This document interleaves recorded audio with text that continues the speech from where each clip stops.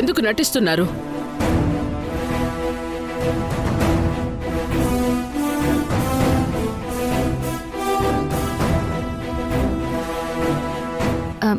నటించడం ఏంటి బామ్మగారు? మీరు భార్యాభర్తలని మాకెందుకు అబద్ధం చెప్పారు అసలు?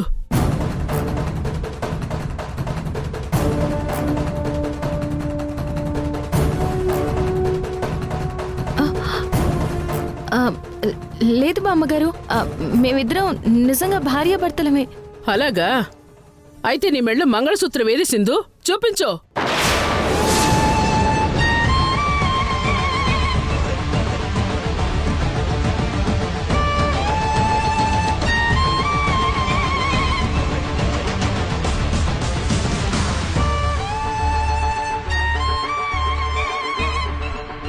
భలే పట్టుకున్నావు పెద్దమ్మా. వీళ్ళ మీద నాకు మొదటి నుంచి అనుమానమే. వీళ్ళిద్దరు భార్యాభర్తలే కాదనే. ఎందుకు చేశారు ఇలా? చెప్పండి, లేదంటే మిమ్మల్ని ఇక్కడే శిక్షించాల్సి ఉంటుంది.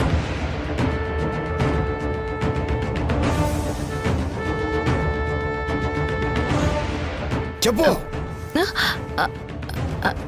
అది చెప్తాను తాతయ్య గారు, కానీ మీకు కాదు, బామ్మగారికి చెప్తాను.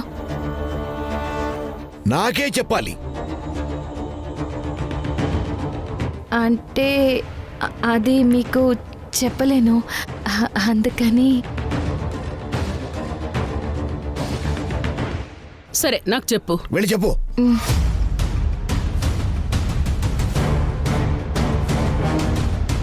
చెప్పు. రాత్రిళ్ళు తాళి మెడలో ఉంటే ఆయనకి గుచ్చుకుంటుందని అంటారు.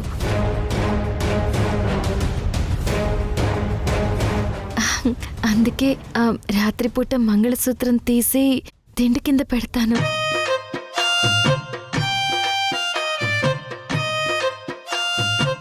భర్త ఇష్ట ప్రకారమే కదా బామ్మగారు భార్య నడుచుకోవాలి. అవునవును. ఏం చెప్పుంటుంది? నువ్వు చెప్పింది సబబే సింధు.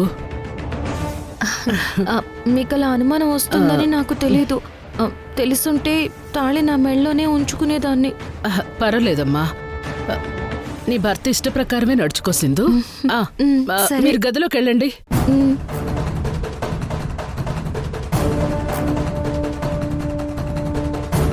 నువ్వు వెళ్ళాడు చోలు ఏం చెప్పావు? ఏదో ఒకటి చెప్పానులే, మేనేజ్ చేశాను కదా, అది చాలు.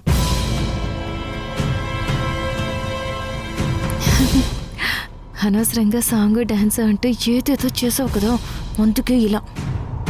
నేనేం చేశాను సింధు? చేసిందంతా చేసి మళ్ళీ నేను చేశానంటావేంటి? మీలో మీరేంటి ఇంకా గుసగుసలాడుతున్నారు? ఇప్పటికే చాలా ఆలస్యమైంది. గదిలోకి వెళ్ళి ముచ్చట్లు పెట్టుకోండి. సరే రండి.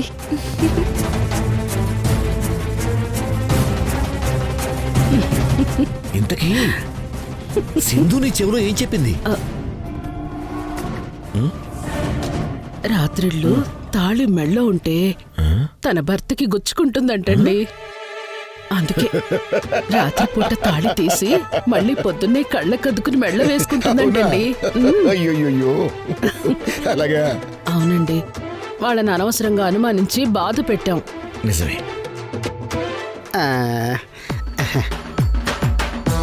పెద్దమ్మా, ఆ సింధు మీతో ఏం చెప్పింది? పెళ్లి పెటాకులు లేనోడివి, అవన్నీ నీకెందుకురా? పోరా, పోయి పని చూసుకో. పోయి పని చూసుకో. పో. నువ్వు కూర్చో. ఓయ్, మనం వెళదామా?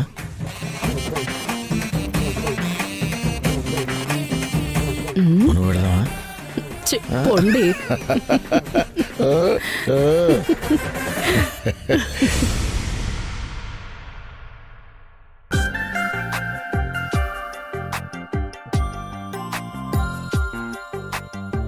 ఎంత పొద్దునే సింధు ఎక్కడికి వెళ్ళింది?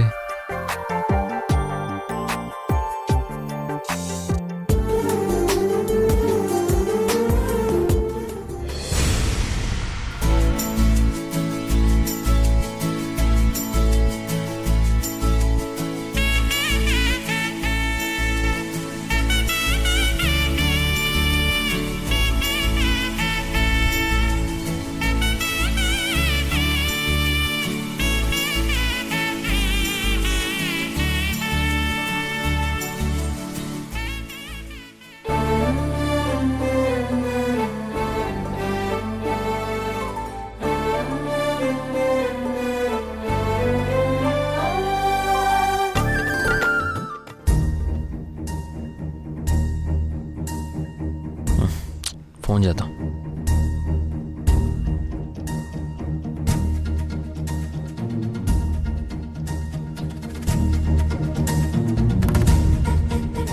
ఫోన్ కూడా తీయడం లేదు. ఏదైనా పనుండి బయటికి వెళ్ళిందా? అయినా ఈ టైంలో ఎక్కడికి వెళ్తుంది? వెళ్తే వెళ్ళింది కానీ నాకు చెప్పి వెళ్ళొచ్చు కదా. ఇప్పుడు ఆ రాఘవయ్య గారు కానీ జానకమ్మ గారు కానీ ఆ హనుమంత్ గారు కానీ వచ్చి సింధు గురించి అడిగితే ఏమని చెప్పాలి? ఎక్కడికి వెళ్ళిందని చెప్పాలి.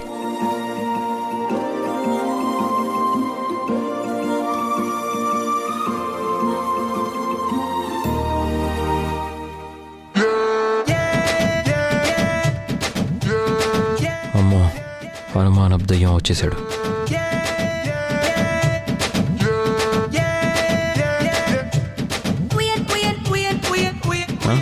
ఏంటి అలా చూస్తున్నావు?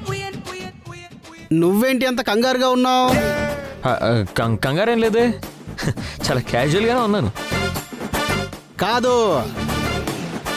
నీ ముఖంలో స్పష్టంగా కనిపిస్తుంది ఎవరో కనపడటం లేదని నువ్వు కంగారు పడుతున్నావు కదూ. వీడి దుంపదేగా, వీడికి ఫేస్ రీడింగ్ కూడా తెలుసా? మాట్లాడవేంటి? ఏంటి ఎవరో కనపడకుండా పోవడానికి నేనేమైనా పెద్ద బ్యాచ్తో వచ్చాను ఇక్కడికి? వచ్చింది నేను నా భార్యతోనే కదా. అవును కదా. అవును, నీ భార్య కనపడటం లేదేంటి? ఎక్కడికి వెళ్ళింది? ఏం చెప్పాలి వీడికి? స్నానం చేస్తుంది లోపల.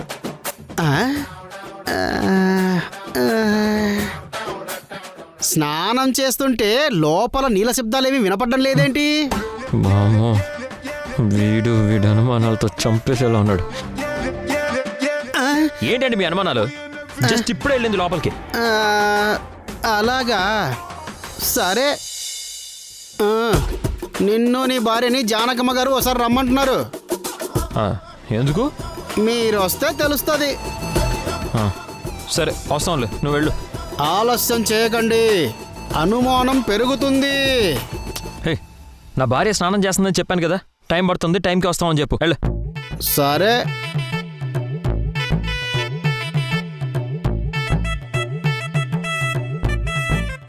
వెళ్ళండి.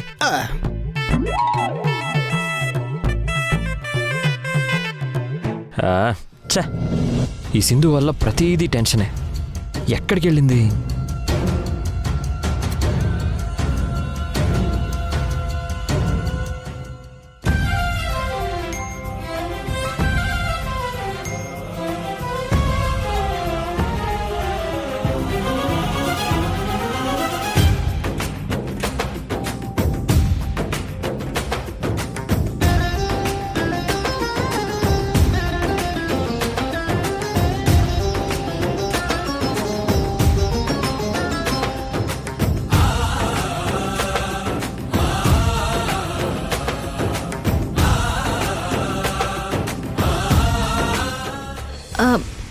లేదు మా అమ్మగారు, మేమిద్దరం నిజంగా భార్యాభర్తలమే. అలాగా? అయితే నీ మెళ్ళ మంగళసూత్రం ఏది సింధు?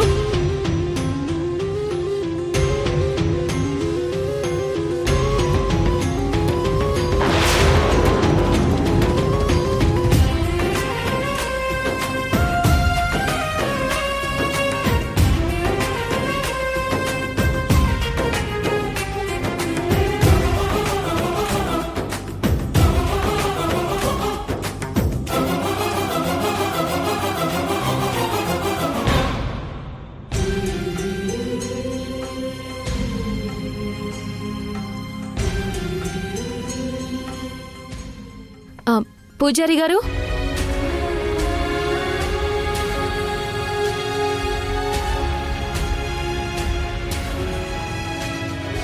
ఏంటమ్మా?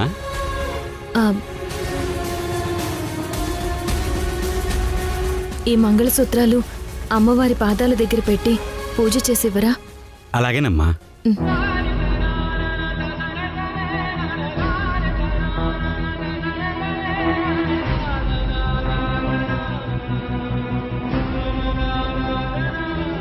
అమ్మా, పంచభూతాల సాక్షిగా నా మెళ్ళో తాళి కట్టిన యేషే తిరిగి ఆ తాళిని తెంచేశాడు.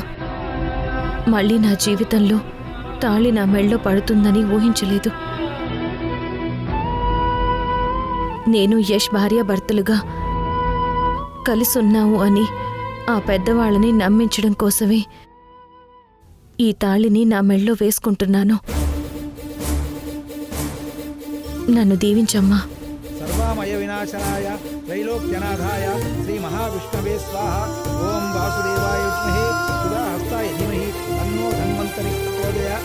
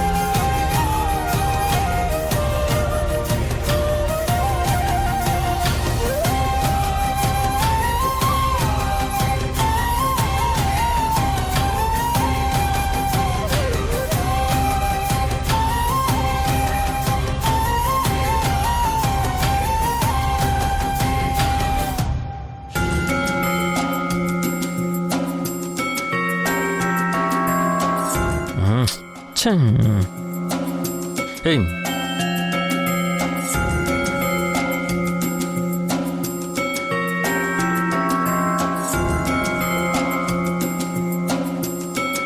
ఏంటి యష్, ఈ టైంలో తలుపులు వేస్తున్నావు? నీతో సరసాలు ఆడదామని.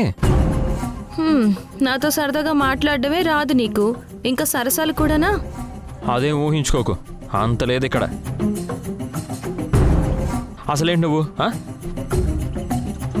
కనీసం నాకు చెప్పాలి కదా. అవును కదా, చెప్పి వెళ్ళాలి కదా.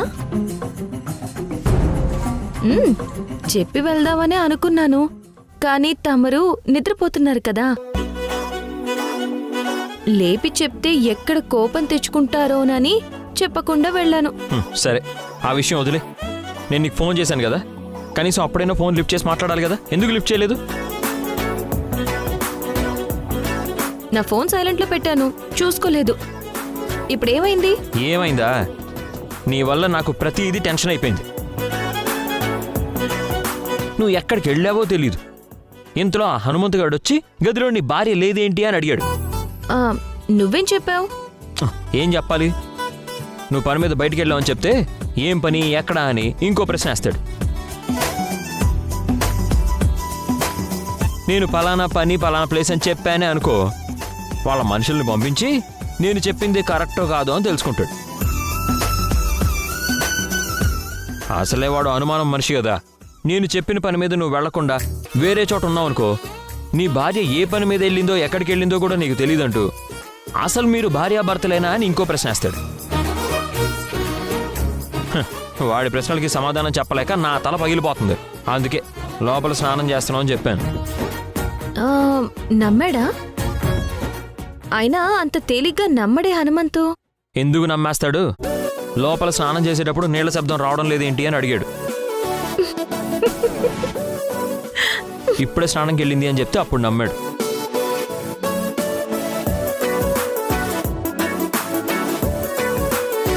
వాడిని కవర్ చేయడానికి నేను పడ్డ టెన్షన్ చూసి నీకు నవ్వొస్తుందో సింధు? అసలు నువ్వు ఎక్కడికి వెళ్ళావు ముందది చెప్పు. గుడికెళ్ళాను. ఎందుకు? దేవుడు ఈ రూమ్లో ఫోటోలో లేడా? ఇక్కడ దండం పెట్టుకుంటే సరిపోదా? గుడికే వెళ్ళాలా ఏంటి? దండం పెట్టుకోవడానికి కాదు నేను గుడికి వెళ్ళింది. మరి దేనికి వెళ్ళావు?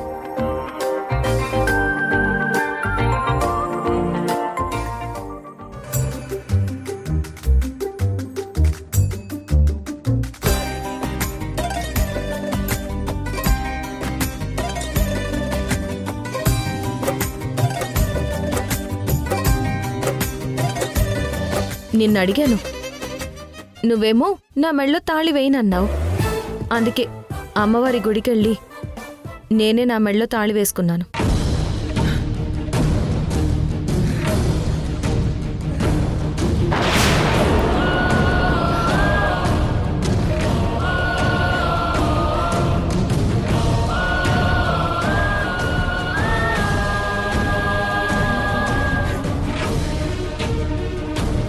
నా మెళ్ళో తాళి కనపడకపోతే వాళ్ళకి అనుమానం కలుగుతుంది.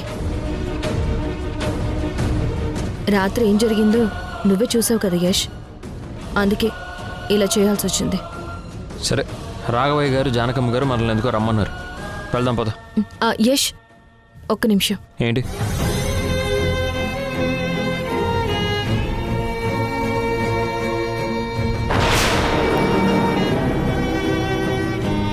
నాకెందుకు బొట్టు పెట్టావు?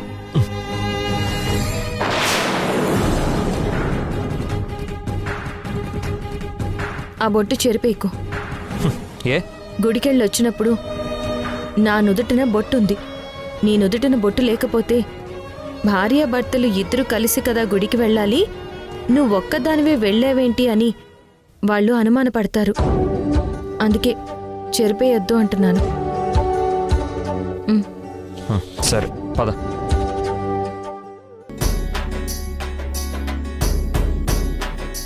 హనుమా, ఒరే హనుమంతు! పెద్దమ్మా, వస్తున్నా వస్తున్నా.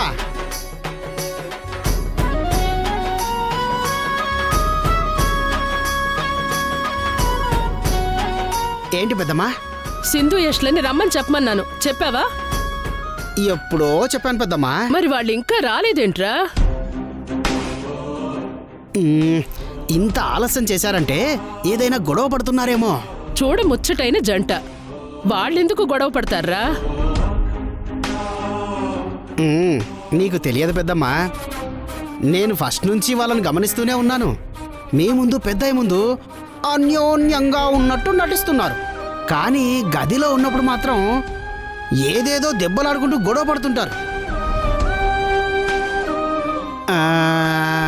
నాకు డౌట్ పెద్దమ్మా, వాళ్ళిద్దరూ భార్యాభర్తలుగా నటిస్తున్నారేమని డౌట్. అదే అనుమానం పెద్దమ్మా. అవునంటావా? అనవసరంగా వాడికి హనుమంతు అని పేరు పెట్టారు, అపశకున పక్షి అని పేరు పెట్టాల్సింది.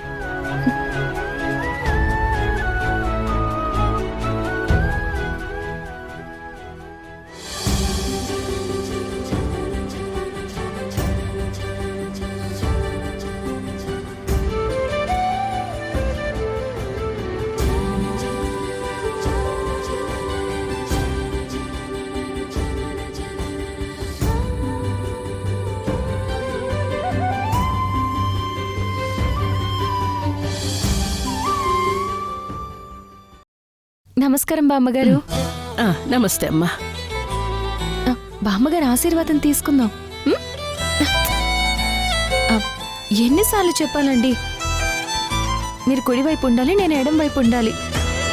మీరు రాముడు, నేను సీత.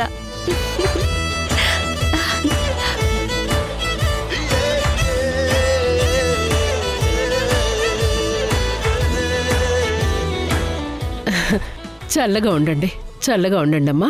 లేవండి, రండి కూర్చోండి. కూర్చోండి. ఏంటి, గుడికెళ్ళొస్తున్నారా? అవును బామ్మగారు, అందుకే రావడానికి కొంచెం ఆలస్యమైంది. పర్లేదులేమ్మా. వేతవా, చక్కగా ఇద్దరు గుడికెళ్ళొస్తుంటే గొడవ పడుతున్నారంటవా? అనుమాన పక్షి. ఎందుకో రమ్మన్నారట? ఏం లేదమ్మా, వేడివేడిగా ఇద్దరు కాఫీ తాగి వెళ్తారని రమ్మన్నాను. ఒరే హనుమంతు, వెళ్ళి కాఫీ పట్టరారా?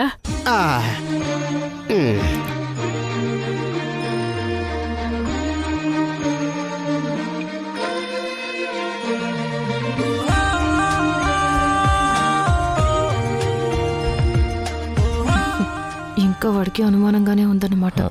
నటించాలి, తప్పదు.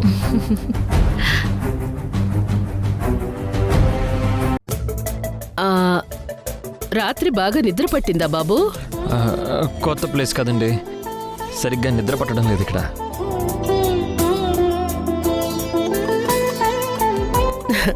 నీకు నిద్ర ఎందుకు పట్టలేదో నాకు తెలుసులే. నీ కళ్ళు ఎర్రదనం చూస్తేనే అర్థం అవుతోంది. ఛీ,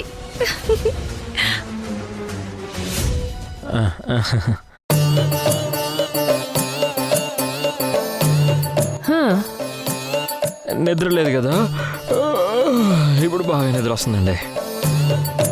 పర్వాలేదు బాబు, కాస్త తలవాల్చి పడుకో.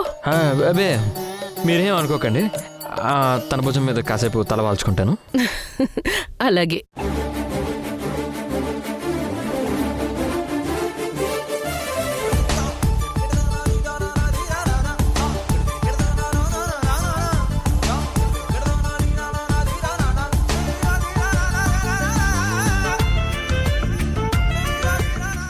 భార్య చెప్తున్నా భర్త పని చెయ్యను అంటున్నాడు. మన పరీక్షల్లో సింధు ఎస్లు ఓడిపోయారు. ఆ భూమి కాగితాల్ని వాళ్ళకి ఇవ్వమని చెప్పేద్దాం.